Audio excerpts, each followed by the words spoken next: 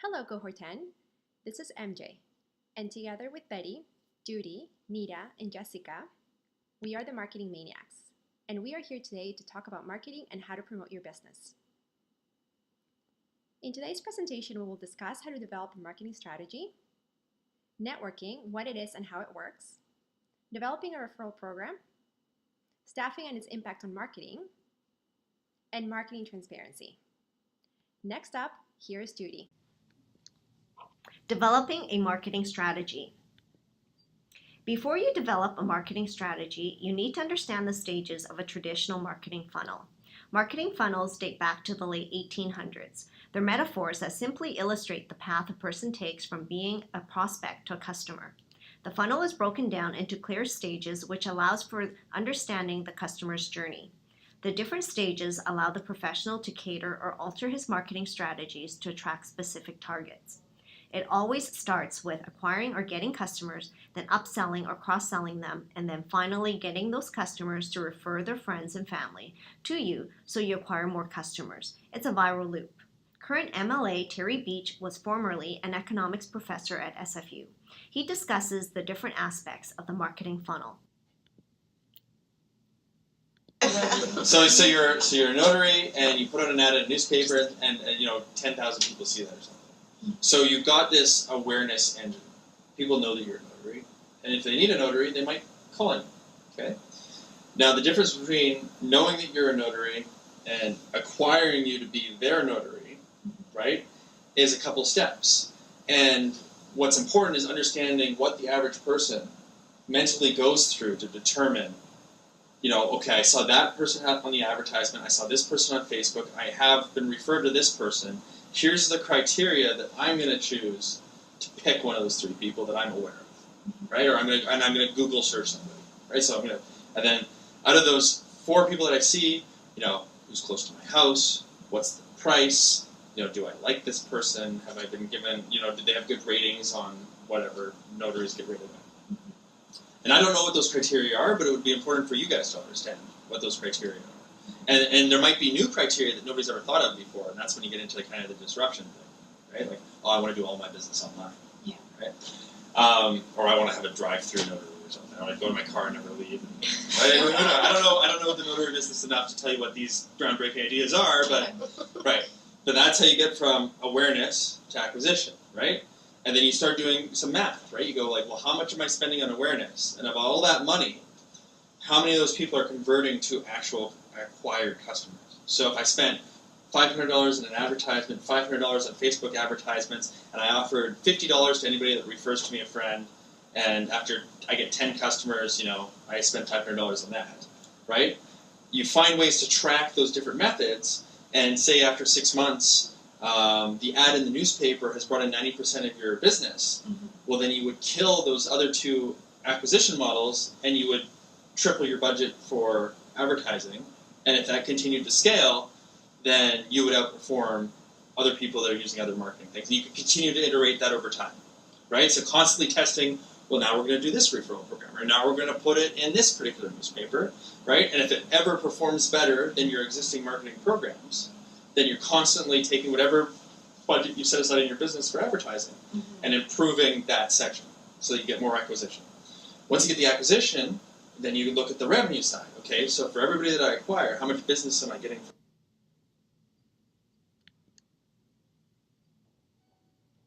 Once you understand the funnel, you need to build that funnel for your business.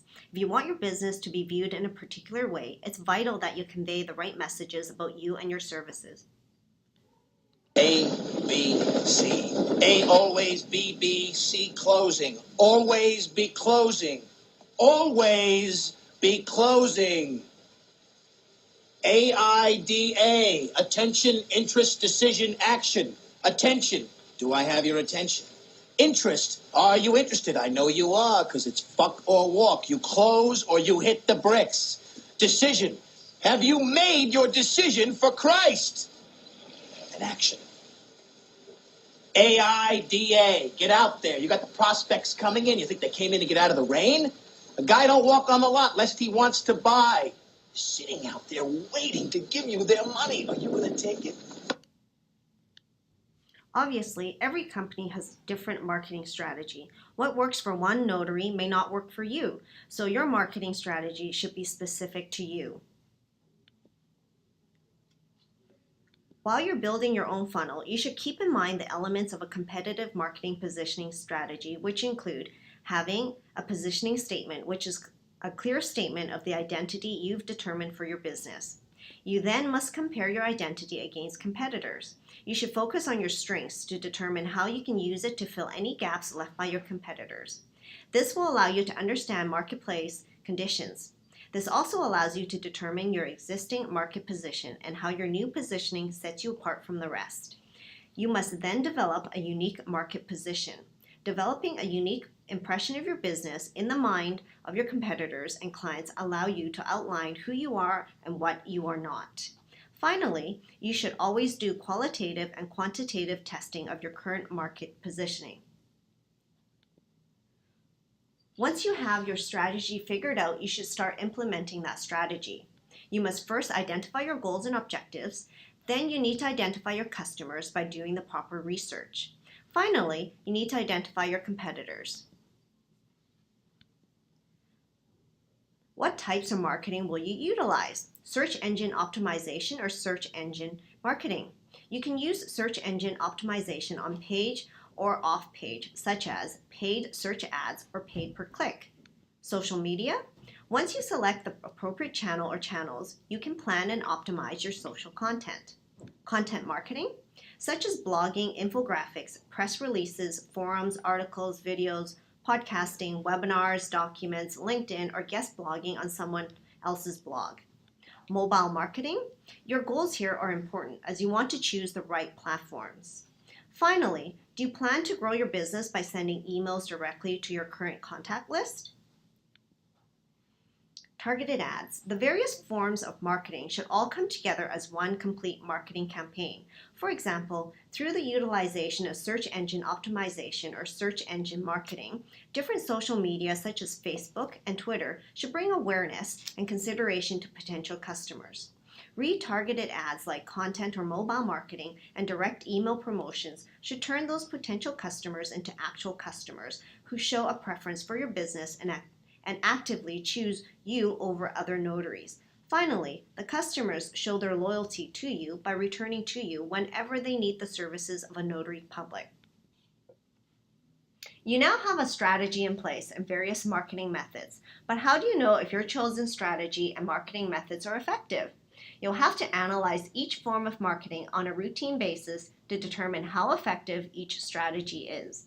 You'll have to compare your financial outlay to the amount of revenue generated or number of customers gained. Ideally, you'll want to specifically measure what percentage of overall company revenue can be traced back to your marketing team's efforts, how your marketing activities help grow and accelerate your business, the conversion rate or rates of the various marketing activities, your cost per lead or cost per opportunity. You're achieving the desired results, but are you doing so in the most effective way possible? Brand awareness. How aware are customers of you and what you do? Next, here's Nita. In this part of the presentation, I'll be discussing networking. What is it exactly? How does it work? And why it should be an essential marketing tool when you start your own business. So let's start by looking at the definition of networking. Networking is the exchange of information or services among individuals, groups, or institutions. Now, this is more of a macro and broader definition. The next definition, I think, is more relatable to networking in the marketing sense. So here, networking is defined as the cultivation of productive relationships for employment or business.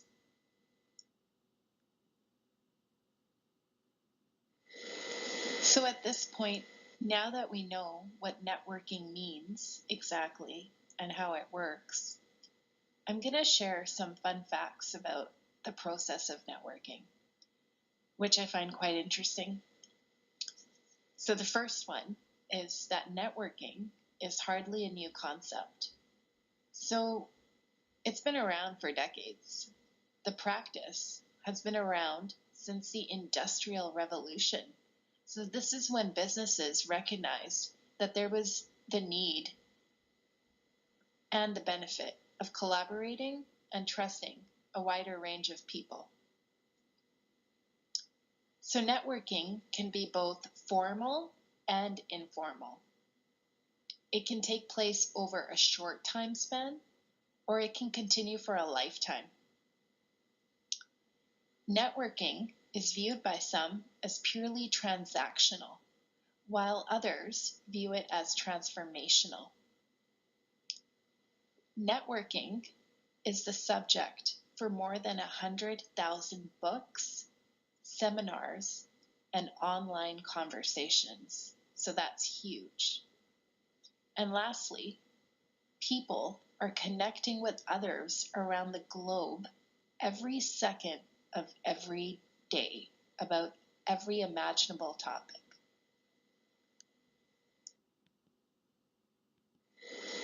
Okay, so let's be honest. Some are going to be better at networking than others. The art of networking is not going to come easily to everybody. You know, some people are just naturally going to be good at it, while others may not be used to or comfortable with approaching people and putting themselves out there. And you know what? That's okay. The important thing is to be aware of your strengths and your weaknesses, and just make a concerted effort to practice this process, as you will learn that networking will be very valuable in generating positive results for your business.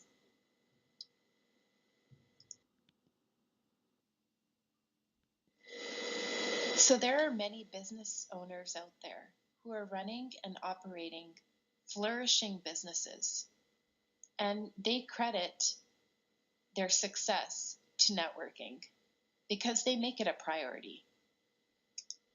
So there's many strategies available for people who are prioritizing networking as an effective tool to both enhance and build their business. You may want to do some in-depth research as to what is realistic for you, and most importantly, what approach you're comfortable with. However, I've outlined the 7 success principles of networking, which you may find useful as a starting point. So the first one is don't be attached to a specific outcome. So enter into your networking relationship by providing a resource, such as offering your area of expertise. Secondly, don't keep score. So what that means is approach the relationship with an attitude of helping people versus looking for people to help you. Number 3, so try to have a genuine interest in the other person. Let the other person have his or her 15 minutes of fame. So don't just talk about yourself. Actively listen. Number 4, look for common bonds. So I think this is a really important one.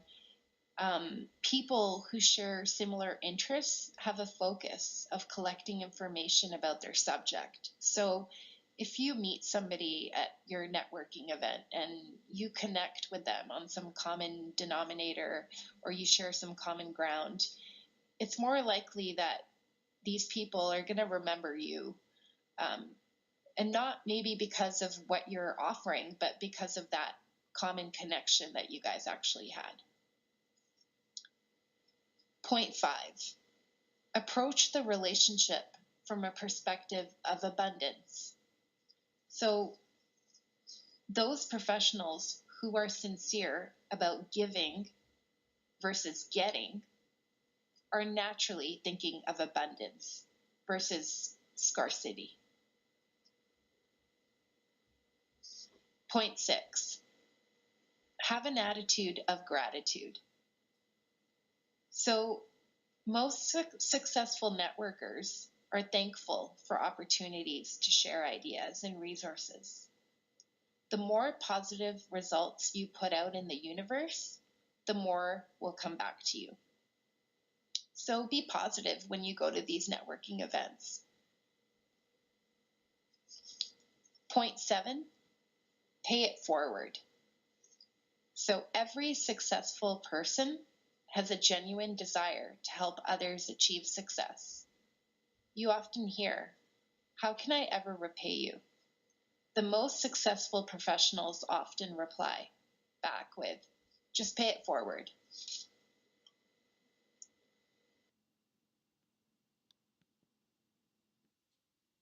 Regardless of how big or small your networking goals are, so for example, whether you've decided that you're going to go introduce yourself to your neighbor next door to your notary office who happens to be a real estate agent, or whether you're attending a big networking event for entrepreneurs. Try not to think of it as something you have to do.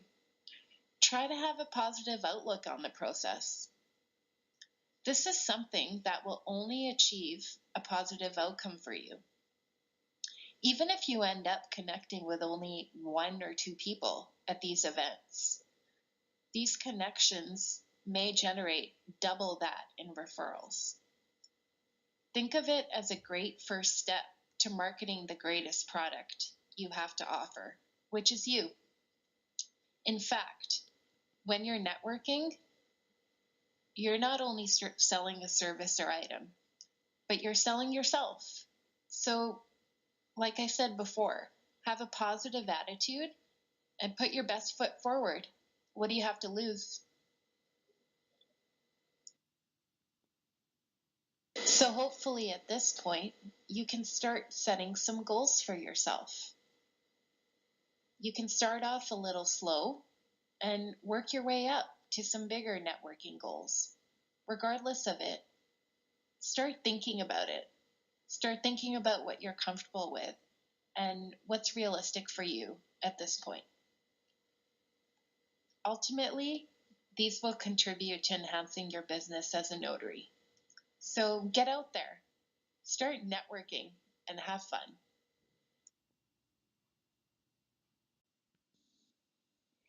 Hello again. I will be discussing how to develop a referral program. The first step is to determine how prospect clients can find you and end up in your office. Unfortunately, the general public is not familiar with what a notary does or what a role in the profession is. Therefore, when they need a notary, they don't necessarily know where to look or who to choose. So how do clients come to you?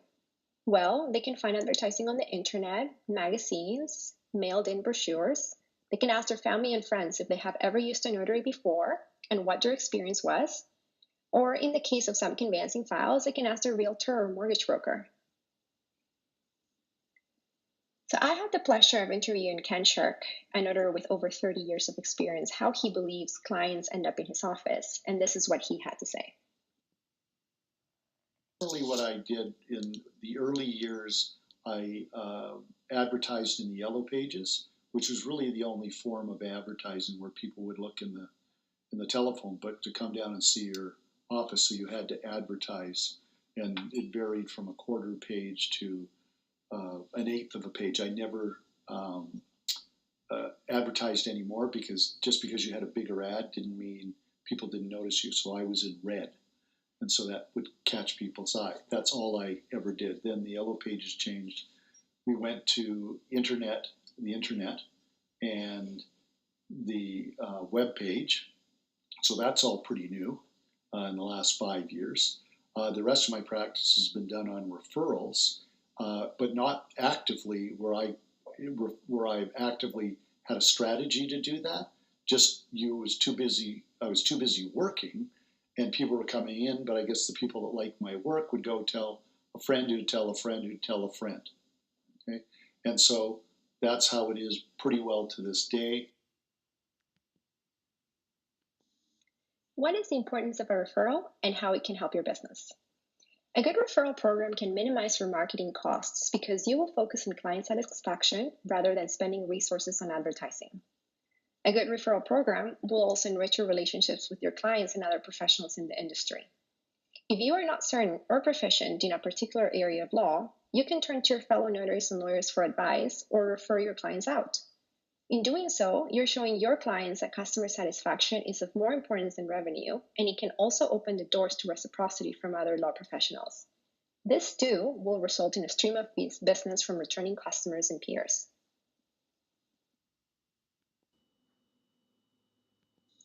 I also had the pleasure of interviewing Rimpi Sadra, a notary public since 2011, about the importance of referrals in advertising yourself as a notary. It's interesting. I tried doing advertising very early on, just because how else do you get your kind of name out there, right? And you've got family and friends, but you can't expect them to be like, hey, come to me, come to me. It's probably better not to have of that. So I did this one marketing campaign, and everyone, and it was in a magazine, and people were like, hey, we see your ad, great. Never really saw anything generated from it until one day.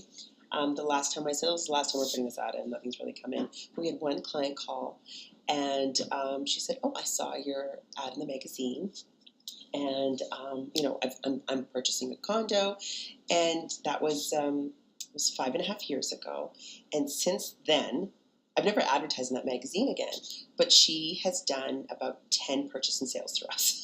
So in that respect, I was like, oh, well paid off, right? She's been our long-term client, and she comes back repeatedly, and so for children now. And that's where I'll go to, where she says, she's referred her children, she's referred other people. And I think the best form of marketing is really your clients. They really are.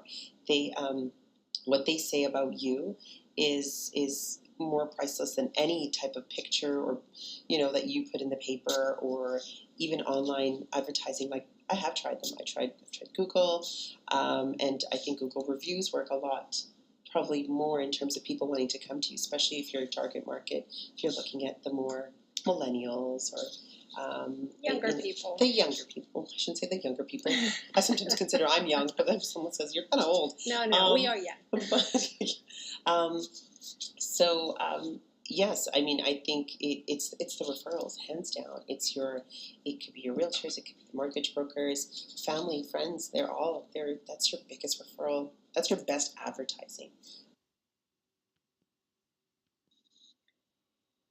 So who is a qualified referral source in our profession? Realtors and mortgage brokers need lawyers and notaries to complete conveyancing transactions. These two sources can refer clients to you if they believe in your proficiency and have a good relationship with you and the members of your practice. Also, a great source of referrals are other lawyers and notaries like previously discussed. Remember Rule 11 of the Society of Notaries Public? This rule discusses conflict of interest. As Graham Bobrick once taught us when discussing the doctrine of agency and fiduciary duty, an agent cannot serve two masters at the same time. There will always be two sides in conveyancing, the purchasing side and the selling side. And since one practice cannot represent both sides, one of them must be referred out. Be the notary that gets that referral. Be the notary other lawyers and notaries call when they need to send clients out for independent legal advice. Form good, trusting relationships with a member of your profession. And last but not least, there are those who we have previously served, our clients. Maester believes existing clients represent your best source of business. If they are happy with the services you have provided them, they will come back to you, or they will talk to their friends, family, banker, realtor, bartender, you name it. There is no better way of advertising than your client bragging to everybody they know about their great experience with their notary. I have personally worked at a notary firm for 2 years, and most of our clients have come to us because someone they know have suggested they should come to see us first. So how do you get that client referral? It's simple. Be a good notary. Do good work so your clients will come back to you. Jay Funberg wrote in his book, How to Start and Build a Law Practice, listen to your clients and find out not only what they need, but most importantly, what your clients want. Clients don't only want you to work hard, but they also want your attention. That is how you gain their trusts, by being a true professional. And speaking about professionalism, which happened to be the topic of Group 1's presentation, how can a notary use professionalism as a marketing tool? The best way to advertise yourself to your clients is by acting like the professional they expect you to be. Clients want to know their notary is interested in them, and that interest will result in the commitment and dedication to the work they perform for them. The best way to sell is not to sell, but it is to care. Professionalism and market are not in conflict with each other. They go hand to hand. So as Meister beautifully put it in his book, True Professionalism, you are a professional, then act like one. Your clients will trust a true professional and they will pay for the services of one.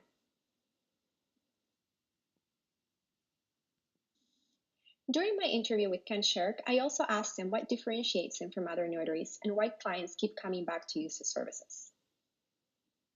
Most people are happy. That's why they're coming and going out. Not lots of people go, oh, this was a fantastic experience. You get letters and you get cards saying, you know, you were great. And you say, okay, well, that's nice. But I think a lot of people will come to me because they know we're efficient and proficient in getting stuff done. So I'll get a lot of transactions that are people, they know it's complicated, so they'll end up sending it to us, or there's a short time frame. And so you don't get some of the better deals or the regular deals. You get some of these deals come in because, oh, we need somebody to get things fixed and done properly. So that in itself is you talk about that referral network about, oh yeah, Ken can do this. So you can call it a trust relationship. They trust you're going to get the well, work or done. they feel as though you're competent to Mm-hmm. get that deal done. Maybe a short space of time where it's complicated, and they know your reputation is things come through the office and always seem to get done. In short, clients come to you because they have a problem that needs fixing, and clients will continue to come to you because they trust you will professionally and proficiently solve their problems as you have done in the past. Trust is not only the key to your working relationship with your clients, but an essential ingredient to how you advertise yourself.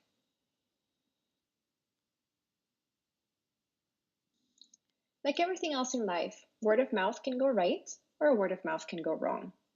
Let's focus on the positive first. A referral that works well reflects positively on the working relationship with your referring client. The client that referred you is happy the referral worked out and will continue to bring business and refer you to others. And on the other hand, the referral enjoyed the experience and will become a new client who will in turn refer you. Very simple. Everybody wins. Unfortunately, that is not always the case. We have all seen it. The bad reviews on Google, Yelp, Facebook. We have heard the horror stories from dissatisfied customers who went to see the notary that treat them poorly, or even worse than that, they were not interested in their business. Unsatisfied clients will not recommend you and will deter others from using you. Now that is bad marketing. So how you avoid it? It's simple. Treat every prospect client that walks through your door as a client you respect, a client you care for, a client you would like to keep. Let your professionalism show. Also remember the Society of Notaries Public Rule 14 on advertising. It is the duty of every member to protect the reputation, honor, and integrity of our profession. Any form of advertising or promotion by a member which fails to uphold this duty will result in a disciplinary action. When you're advertising yourself, you're not only representing yourself, you're representing the profession as a whole. Think of every notary out there.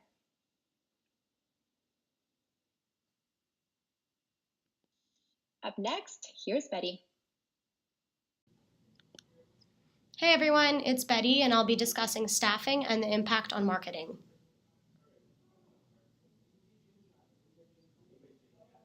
If you have staff in your office, it is likely that they will be the first point of contact with any client. Whether it's a new client or a repeat client, it is likely the staff will have a conversation with them prior to you. Steve Cates, an associate professor of marketing at Simon Fraser University Beatty School of Business, explains online reviews can have a significant impact on consumer decisions. This is because they're a form of word-of-mouth communications. Whether it's online or face-to-face, they can be viewed as more trustworthy than advertising. Essentially, one bad review can have a disproportionate effect on consumers' opinions. Let's take a look at some negative reviews from different law and notary offices. The ones chosen specifically pertain to staffing. However, it's important to note that bad reviews can be a result of many different things. So one states the assistant wasn't very patient. Another one is complaining about a secretary that didn't schedule the right appointment. One says, I believe they are not happy in what they are doing. Maybe they should change their job because they weren't helpful at all. And finally, one says they look nice and kind, but they're rude inside and way unprofessional.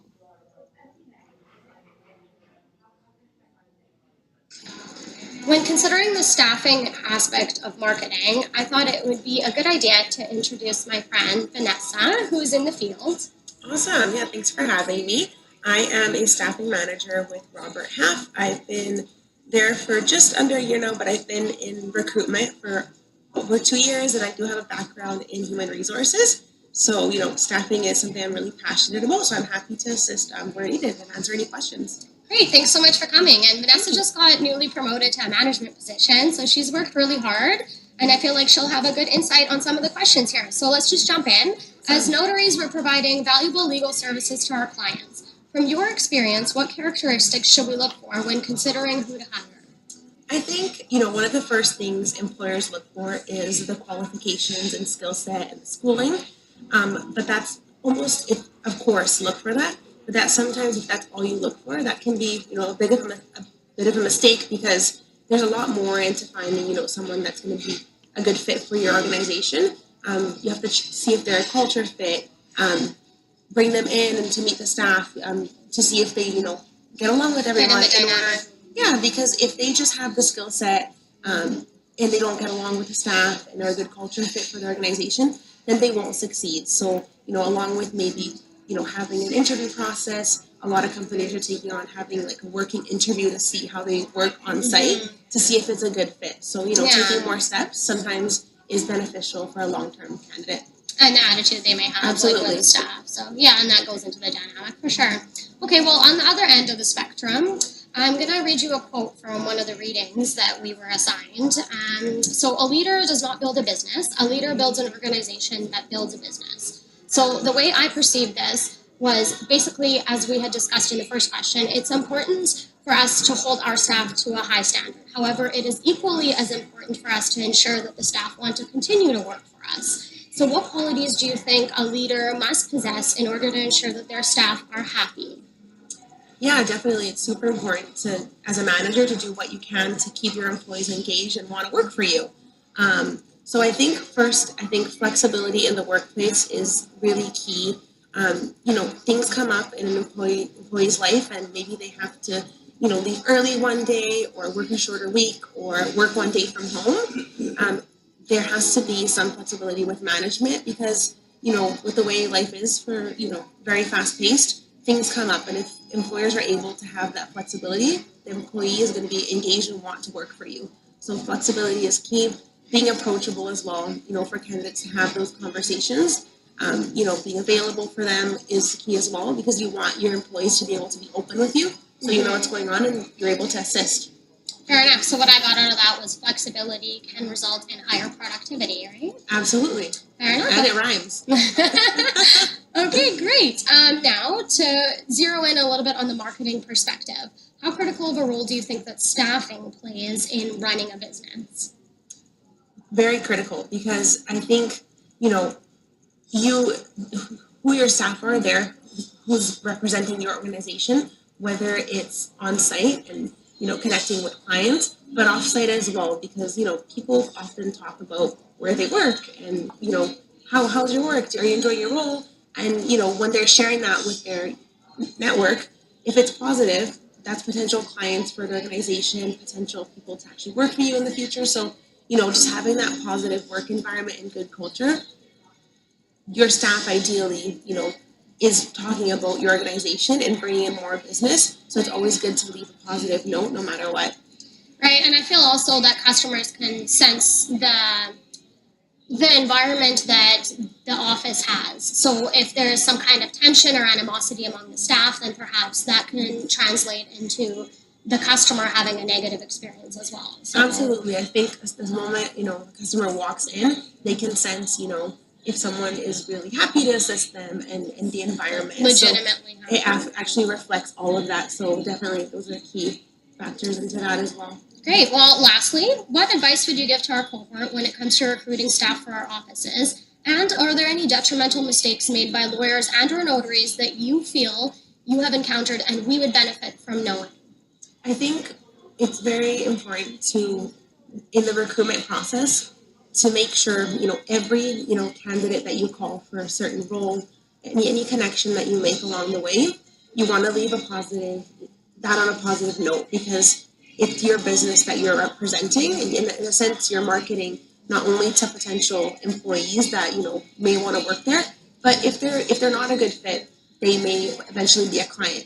If the interview, it's not a good process for the candidate, there's no follow-up, or the interview is, stressful or rushed, that's a representation of your organization. So I think that's a huge mistake that people, even in the law industry, make. It is a very fast-paced and demanding industry. Mm-hmm. So sometimes fitting in an interview for a whole hour, it can be tough. So Right. I've seen scenarios where, if the candidates haven't had a good experience. I think that's something that, People need to be cognizant. Yes, time needs to be invested into that, Right. because you'll gain a lot more, because people go into interviews and sometimes doesn't work. If they had a positive experience, they'll come back and they'll be a client one day. Right. So I think every connection really counts. So essentially your reputation is paramount even during an interview. Absolutely. Great. Well, I really appreciate your time and all of your advice. I hope that we got something out of that. Awesome. I'm glad I was able to assist. Awesome. Thank you. Thank you. Let's briefly summarize the key points in that interview. So understanding the needs of both your client and your staff will ensure that your business is run in an efficient and productive manner. Understanding the value an experienced employee brings is crucial when deciding who to hire. However, knowing what the proper compensation should be is equally as important. Meister discusses the effectiveness of non-financial recognition, explaining that an employee can place a higher value on acknowledgement over a raise. Vanessa discussed the need for a culturally fit candidate in detail. The ability to perform a task adequately is only a fraction of what to look for in a potential staff member.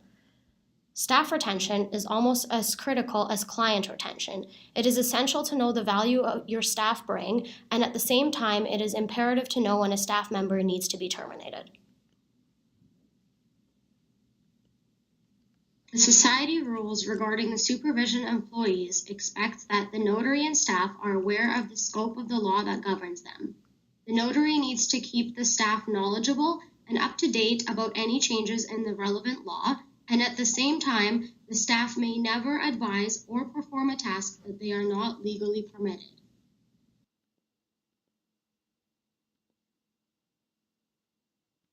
Further to the previous slide, and as Group 1 touched upon, us as legal professionals having earned the utmost trust from our clients is evident by the sensitive information that they provide us. This book discusses the corporate culture as a whole, including economics, finance, business, and the legal field. But I found their research that 60 to 75% of information security breaches are committed by staff to be a staggering number, and one definitely worth mentioning. Rimpi Sandra, mentioned earlier in our presentation, gave a perfect example of how quickly this can occur when she mentioned a realtor calling her office and asking if the financing was approved for one of her clients.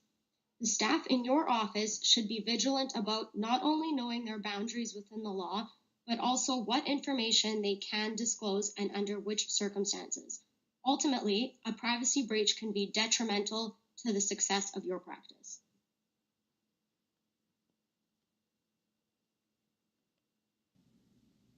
While this image may have an element of humor, the story I will share with you certainly won't. During my practicum, I had a personal conversation with a staff member who disclosed to me that prior to working in that office, she worked at another one in which the notary fired her shortly after her mother was diagnosed with a terminal illness. As she was telling me the story, I could see the emotion in her eyes when she recalled the notary stating, "You need to get your priorities straight." My point of sharing this with you isn't to determine whether the notary was justified in firing their staff member. Rather, it is for us to understand that even in situations where firing someone is inevitable, we need to be cognizant in the manner in which we do so, because ultimately the impact it may have on someone could be profound. Up next, we have Jessica. Hi, I'm Jessica, and I'll be discussing marketing transparency. I'll be discussing what transparency in marketing is and how it pertains to notaries. Rule 14 of the Society of Notaries Public of British Columbia, the Notaries Act, Section 18, clarifying client expectations, and best practice. What is transparency in marketing? According to Rimpi Sadra, a notary who conducts business with transparency takes ownership.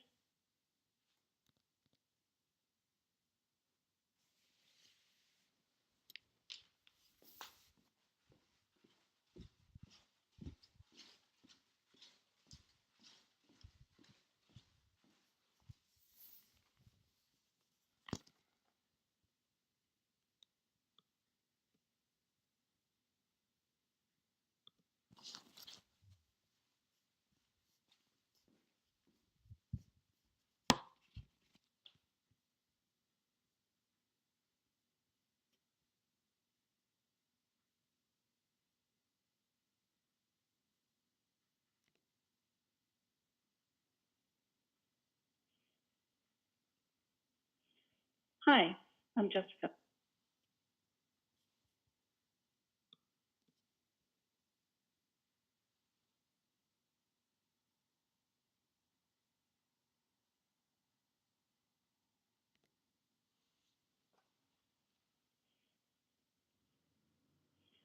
Hi, I'm Jessica, and I'll be discussing marketing transparency.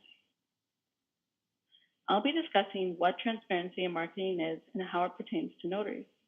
Rule 14 of the Society of Notaries Public of British Columbia, the Notaries Act, Section 18, clarifying client expectations, and best practice. What is transparency in marketing? According to Rimpi Sadra, a notary who conducts business with transparency takes ownership over all of their mistakes and faults. This essentially means that whenever we portray ourselves to the public, or market ourselves or do any kind of advertising, we provide an open invitation for scrutiny and broadcast essentially all of our flaws and limitations. When notaries conduct business with a certain level of transparency, it allows the public to feel more comfortable when conducting business with us. It establishes a trust-based relationship because nothing is concealed. Rimpi further states that if a notary has made a mistake when executing documents, the notary must first and foremost own up to the mistake, get ahead of it, and explain to the client how he or she is going to rectify it. Next, I'll be discussing some aspects of Rule 14 of the Society of Notaries Public. The preamble states, it is the duty of every member to protect the reputation, honor, and integrity of our profession. In regards to advertising, it further states that any form of advertising or promotion that fails to uphold or adhere to this duty will result in disciplinary action by the society. This means that it is our fundamental responsibility as notaries to conduct ourselves in a manner that is both genuine and professional. In addition, adhering to this high level of excellence will not only garner the public's trust, but also the trust of other professionals. Rule 1402 states that advertising and promotion material should be dignified and truthful. It should not be unethical, misleading, sensational, or flamboyant in nature. This illustrates how the society wants us to refrain from being too flashy or coming across as insincere. As was previously discussed by my other teammates, a number of people are unaware that notaries even exist or what exactly our role in society is. So it is our responsibility as notaries to market ourselves in the most professional and transparent way possible. This brings us to D, which states that members must not describe themselves as an expert or specialist in any aspect of their work. An expert implies a certain level of skill, training, and education that isn't demanded from a notary, and would falsely convey to the public a guarantee of 100% success rate on every transaction or a non-contested will. Instead, the society permits advertising or promotional material that can attest to the years one has been in practice and the specific fields the notary has the most experience working in, whether it be conveyancing or estate planning.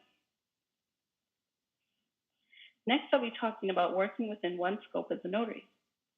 I believe that in order for us as notaries to be as transparent as possible, We need to understand our scope as a notary and what limitations we have in order to be able to clearly convey that to our clients. Section 18 of the Notaries Act outlines what documents and services a notary is able to draw up, execute, and perform. I believe that it is essential that a notary stay within the scope as defined in Section 18. And if a conflict arises when conferring with a client or during the initial meeting, it is imperative that a notary inform their client during that face-to-face time that there could be a potential problem and that they will be unable to assist them or it falls outside of their scope of what notaries are permitted to do. Section 18b1 states that a member enrolled and in good standing may draw and supervise the execution of wills by which the will maker directs the will maker's estate to be distributed immediately on death. This notion of a will maker's estate being distributed immediately on death wasn't adhered to by Joe McDonald, a notary who created a life estate for a client. In the Law Society of British Columbia versus McDonald, the Law Society argued that the creation of a life estate is in direct contravention of Section 18b1. For the estate of the will maker is occupied by the life tenant, and it is only when the named life tenant passes away that the estate will be distributed to the remainder. When executing a will for a client, the client is unaware of our limitations and what kinds of wills we are able to draw up. It is a notary's responsibility and duty to keep updated and educate themselves about the law and how it pertains to a notary and to convey that information to their client. And if they find that they are unable to perform certain legal services, it is imperative to inform the client immediately. When we're discussing transparency in marketing, it is also essential that we ascertain what exactly the client's needs are. This is evident when executing wills for clients containing trusts.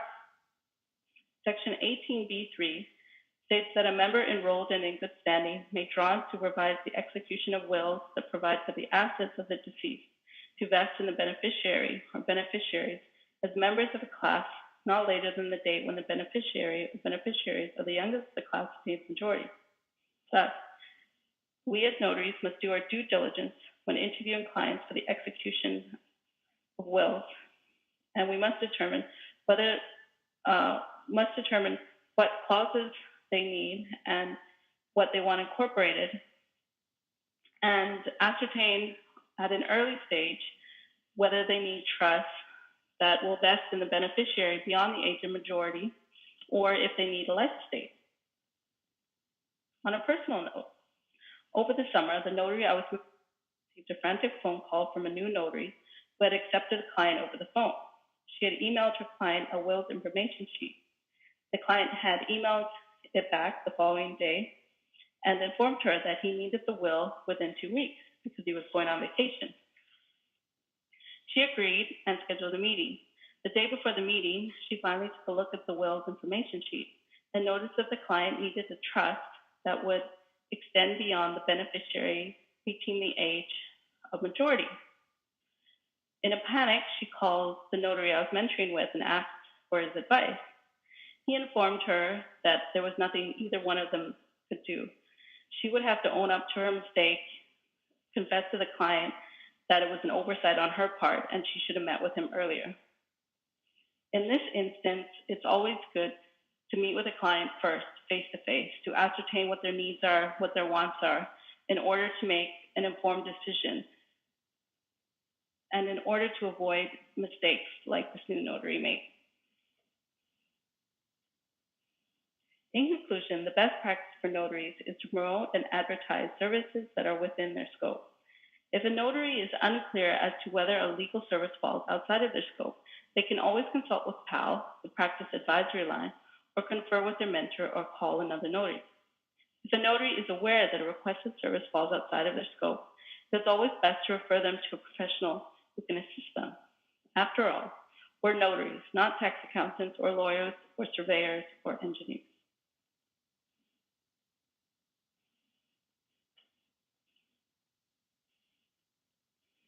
In conclusion, marketing funnel, how to get, maintain, and grow customers. Before you can start promoting yourself and your business, you need to have a clear marketing strategy in place, a strategy that you can tweak periodically, which will help you to grow your business. Start networking now. Get out there and make some real connections and have fun. A referral program that works well will retain and bring new customers while saving on advertising costs. Remember, your clients are your best source of advertising, so let them know how you're a professional and that you care. Staff are an integral component of a successful business. Competent, knowledgeable, and satisfied employees will result in higher productivity, therefore generating more revenue from new and repeat clients. Transparency in marketing will help aid in strengthening a notary's reputation as an honest, reliable, and trustworthy person. Dote! Tada dhanyavad. Gracias! Spasibo. Dhanyavad.